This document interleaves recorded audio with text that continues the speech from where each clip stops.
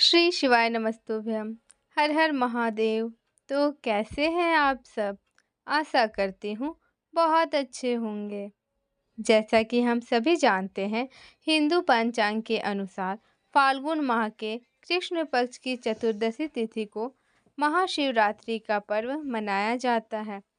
वैसे तो हर महीने मासिक शिवरात्रि का त्योहार मनाया जाता है, लेकिन साल के फाल्गुन माह में पड़ने वाली महाशिवरात्रि का विशेष महत्व है।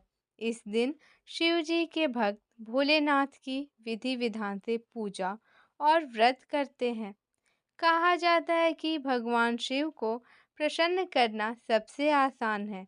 जो भक्त सच्चे मन से इनकी आराधना करता है, उस पर कोई भी संकट नहीं आता। महाशिवरात्रि का दिन शिव आराधना के लिए सबसे उत्तम माना गया है। तो चलिए हम लोग महाशिवरात्रि के व्रत कथा के बारे में जानते हैं। महाशिवरात्रि के विषय में भिन्न भिन्न मत है। कुछ विद्वानों का मत है कि आज के ही दिन शिव जी और माता पार्वती विवाह सूत्र में बंधे थे, जबकि कुछ विद्वान ऐसा मानते हैं कि आज के ही दिन शिव जी ने कालकूट नामक विष पिया था, जो सागर मंथन के समय समुद्र से निकला था। ज्ञात है कि यह समुद्र मंथन देवताओं और असुरों ने अमृत प्राप्ति के लिए किया था। एक शिकारी की कथा भी इस त्योहार के साथ जुड़ी हुई है कि कैसे उसने अनजाने में की गई पूजा से भोलेनाथ को प्रसन्न किया और भगवान शिव ने उस पर अपनी असीम कृपा की थी। यह कथा पौराणिक शिव पुराण में भी संकलित है। तो चलिए इस कथा को सुनते हैं। प्राचीन काल में किसी जंगल में एक गुरुद्र नाम का शिकारी रहता था, जो जंगली जानवरों का शिकार करता था तथा अपने परिवार का भरण पोषण किया करता था। एक बार शिवरात्रि के दिन जब वह शिकार के लिए निकला, तो संयोगवश पूरे दिन खोजने के बाद भी उसे कोई शिकार ना मिला। उसके बच्चों, पत्नी एवं माता-पिता को भूखा रहना पड़ेगा। इस बात से वह चिंतित हो गया। सूर्यास्त होने पर वह एक जलाशय के समीप गया और वहां एक घाट के किनारे एक पेड़ पर थोड़ा सा जल पीने के लिए लेकर चढ़ गया, क्योंकि उसे पूरी उम्मीद थी कि कोई ना कोई जानवर अपनी प्यास बुझाने के लिए यहाँ जरूर आएगा। वह पेड़ बेलपत्र का था और उसी पेड़ के नीचे शिवलिंग भी था, जो सूखे बेलपत्रों से ढके होने के कारण दिखाई नहीं दे रहा था। रात का पहला प्रहर बीतने से पहले एक हिरनी वहां पर पानी पीने के लिए आई। उसे देखते ही शिकारी ने अपने धनुष पर बाण साधा। ऐसा करने में उसके हाथ के धक्के से कुछ पत्ते एवं जल की कुछ बूंदें नीचे बने शिवलिंग पर गिरी और अनजाने में ही शिकारी की पहले प्रहर की पूजा पूरी हो गई। हिरनी ने जब पत्तों की खड़खड़ाहट सुनी, तो घबराकर ऊपर की ओर देखा और भयभीत होकर शिकारी से कांपते हुए स्वर में बोली, मुझे मत मारो। शिकारी ने कहा कि वह और उसका परिवार भूखा है, इसलिए वह उसे नहीं छोड़ सकता। हिरनी ने ये वादा किया कि वह अपने बच्चों को अपने स्वामी को सौंपकर लौट आएगी, तब वह उसका शिकार कर ले। शिकारी को उसकी बात का विश्वास नहीं हो रहा था। उसने फिर शिकारी से यह कहते हुए कहा कि भरोसा करवाया कि जैसे सत्य पर ही धरती टिकी है, समुद्र मर्यादा में रहता है और झरनों से जल धाराएं गिर रही है, वैसे ही वह भी सत्य बोल रही है।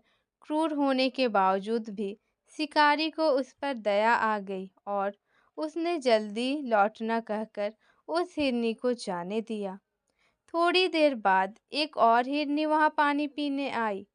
शिकारी सावधान हो गया, तीर साधने लगा और ऐसा करते हुए उसके हाथ के धक्के से फिर पहले की ही तरह थोड़ा जल और कुछ बेलपत्र नीचे शिवलिंग पर जा गिरे और अनायास ही शिकारी की दूसरी पहर की पूजा भी पूरी हो गई। इस हिरनी ने भी भयभीत होकर शिकारी से जीवन दान की याचना की, लेकिन उसके अस्वीकार कर देने पर हिरनी ने उसे लौट आने का वचन यह कहते हुए दिया कि उसे ज्ञात है कि जो वचन देकर पलट जाता है उसका अपने जीवन में संचित पुण्य नष्ट हो जाया करता है। उस शिकारी ने पहले की तरह इस हिरनी के वचन का भी भरोसा कर उसे जाने दिया। अब तो वह इसी चिंता से व्याकुल हो रहा था कि उसमें से शायद ही कोई हिरनी लौट के आए और अब उसके परिवार का क्या होगा। इतने में ही उसने जल की ओर आते हुए एक हिरण को देखा। उसे देखकर शिकारी बड़ा प्रसन्न हुआ। अब फिर धनुष पर बाण चढ़ाने से उसकी तीसरे प्रहर की पूजा भी स्वतः ही संपन्न हो गई, लेकिन पत्तों के गिरने की आवाज से वह हिरण सावधान हो गया। उसने शिकारी को देखा और पूछा, तुम क्या करना चाहते हो? वह बोला, अपने कुटुंब को भोजन देने के लिए तुम्हारा वध करूंगा। वह मृग प्रसन्न होकर कहने लगा, मैं धन्य हूँ कि मेरा यह शरीर किसी के काम आएगा। परोपकार से मेरा जीवन सफल हो जाएगा, पर कृपया कर अभी मुझे जाने दो ताकि मैं अपने बच्चों को उनकी माता के हाथ में सौंप कर और उन सबको धीरज बंधाकर यहाँ लौट आऊं। शिकारी का हृदय उसके पाप पुंज नष्ट हो जाने से अब तक शुद्ध हो गया था, इसलिए वह विनम्र पूर्वक बोला, जो जो यहाँ आए सभी बातें बनाकर चले गए और अभी तक नहीं लौटे। यदि तुम भी झूठ बोलकर चले जाओगे तो मेरे परिजनों का क्या होगा? अब हिरन ने यह कहते हुए उसे अपने सत्य बोलने का भरोसा दिलवाया कि यदि वह लौटकर ना आए तो उससे वह पाप लगे जो उसे लगा करता है, जो सामर्थ्य रहते हुए भी दूसरों का उपकार नहीं करता। शिकारी ने उसे भी यह कहकर जाने दिया कि शीघ्र लौट कर आना। रात्रि का अंतिम प्रहर शुरू होते ही उस शिकारी के हर्ष की सीमा न थी, क्योंकि उसने उन सब हिरण हिरनियों को अपने बच्चों सहित एक साथ आते देख लिया था। उन्हें देखते ही उसने अपने धनुष पर बाण रखा और पहले की ही तरह उसकी चौथे पहर की पूजा भी शिव पूजा संपन्न हो गई। अब उस शिकारी के शिव कृपा से सभी पाप भस्म हो गए, इसलिए वह सोचने लगा, ओह, ये पशु धन्य हैं जो ज्ञानहीन होकर भी अपने शरीर से परोपकार करना चाहते हैं। लेकिन धिक्कार है मेरे जीवन को कि मैं अपने प्रकार के कुकृतियों से अपने परिवार का पालन करता रहा। अब उसने अपना बाण रोक लिया तथा मृगों से कहा कि वे सब धन्य हैं तथा उन्हें वापस जाने दिया। उसके ऐसा करने पर भगवान शंकर ने प्रसन्न होकर तत्काल उसे अपने दिव्य स्वरूप का दर्शन करवाया तथा उसे सुख समृद्धि का वरदान देकर गुह नाम प्रदान किया। मित्रों, यह वह गुह था जिसके साथ भगवान श्री राम ने मित्रता की थी।